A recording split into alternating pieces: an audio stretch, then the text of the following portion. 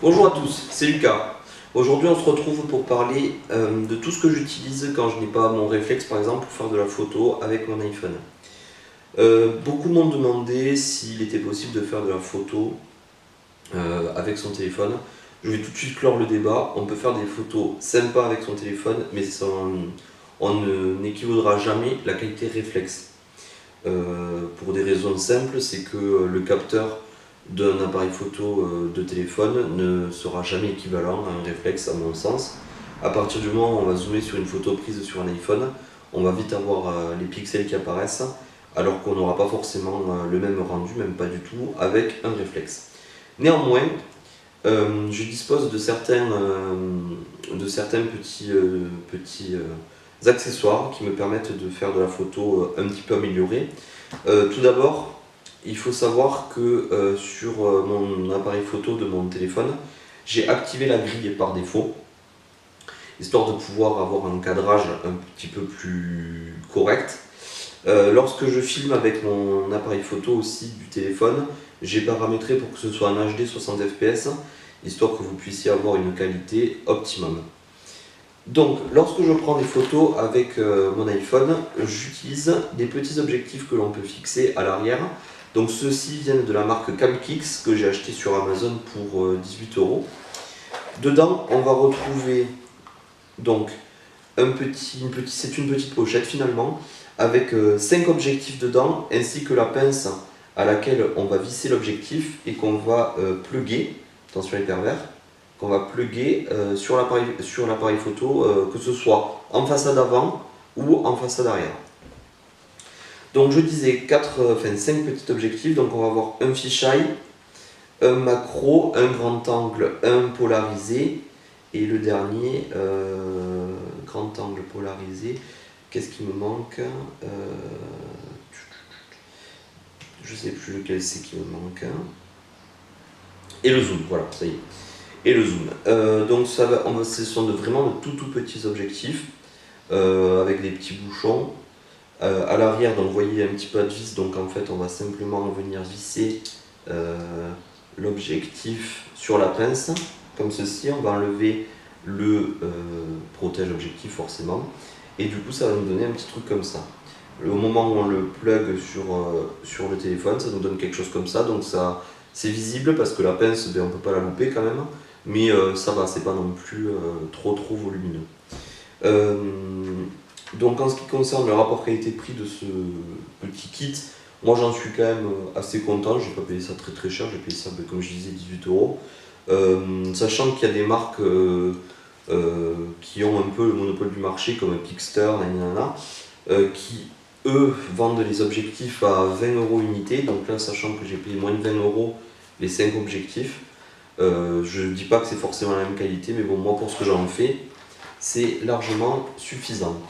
Deuxième chose, si je viens à prendre beaucoup de photos par exemple sur mon iPhone, je vais utiliser cette clé USB pour les transférer sur mon Mac ou sur mon ordinateur à la maison. Donc c'est une clé USB de chez SanDisk qui elle par contre est assez chère.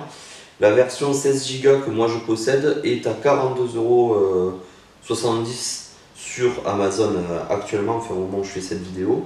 Donc ça consiste simplement à avoir un port Lightning en façade avant auquel on va connecter notre téléphone comme ceci. Et ensuite on va pouvoir transférer directement des fichiers via une application de la marque qui s'appelle iXpand Sync. Donc c'est vraiment très simple, vous lancez l'application. Une fois que l'application est lancée, vous sélectionnez les fichiers que vous souhaitez transférer. Ça peut être des vidéos, des documents, des photos, ça peut être vraiment de tout, sachant que c'est une appli qui se synchronise avec tous les autres systèmes de partage directement proposés par l'iPhone. Et ensuite vous venez insérer cette clé USB à votre ordinateur. C'est du 3.0 si je ne me trompe pas, ou du 2.0, je ne sais plus. Non, il me semble que c'est du 3.0. C'est pas marqué sur ce que je suis en train de regarder, donc je ne peux pas vous le confirmer. Donc c'est une clé USB simplement que vous venez mettre après sur votre ordinateur et vous pouvez transférer les fichiers comme n'importe quelle autre clé USB. Sachant que ça marche dans le sens inverse, donc vous pouvez transférer des fichiers depuis votre ordinateur et vous pouvez les avoir en consultation sur votre téléphone. L'application de la marque prend en charge un lecteur multimédia, donc c'est-à-dire que vous pouvez lire directement des films depuis la clé USB ou des photos, des documents texte, enfin voilà. Donc ça c'est vraiment quelque chose que je recommande. Pour terminer, j'ai deux applications sur mon téléphone pour faire de la retouche photo. La première, je l'ai téléchargée suite à une vidéo d'un youtubeur qui s'appelle Guillaume Ruchon, qui faisait un placement de produit pour cette application, donc j'ai voulu aller voir. C'est l'application qui s'appelle Tada, donc T-A-D-2-A, et en fait qui permet d'avoir le même résultat, par exemple que les photos sur l'iPhone 7, parce que moi j'ai un iPhone 6, avec, vous savez, le flou tout autour. Vous détourez juste une zone et vous pouvez créer qu'une partie de netteté sur la photo, et après vous avez toutes les possibilités de retouche normales de toutes les applis de retouche, c'est-à-dire colorométrie, rogner, corriger, rotation, tout ça. Et enfin, j'ai sur mon téléphone aussi Lightroom pour effectuer les retouches colorométriques un petit peu comme sur mon ordi. Bien évidemment, c'est pas aussi poussé que sur un ordi. Néanmoins, ponctuellement, vous pouvez retoucher 2-3 photos prises avec votre iPhone et leur donner un look un peu plus sympa que simplement un filtre Instagram ou quelconque autre appli de filtre. Les 3/4 des photos que je retouche maintenant depuis 2 semaines sur Instagram sont par rapport à ces deux applications, essentiellement Lightroom pour les couleurs, et après si je veux donner cet aspect de flou que sur le contour d'un objet pour le faire ressortir, comme j'ai pu le faire par exemple pour une photo sur mon Mac, du coup j'utilise l'application Tada.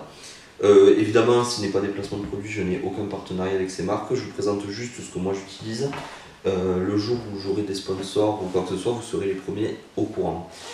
Néanmoins, j'espère que cette vidéo vous aura plu. Si vous avez des questions ou si vous voulez réagir dans l'espace commentaire, vous pouvez bien évidemment le faire. On se retrouve très prochainement pour une nouvelle vidéo. Merci à tous, bye bye tout le monde.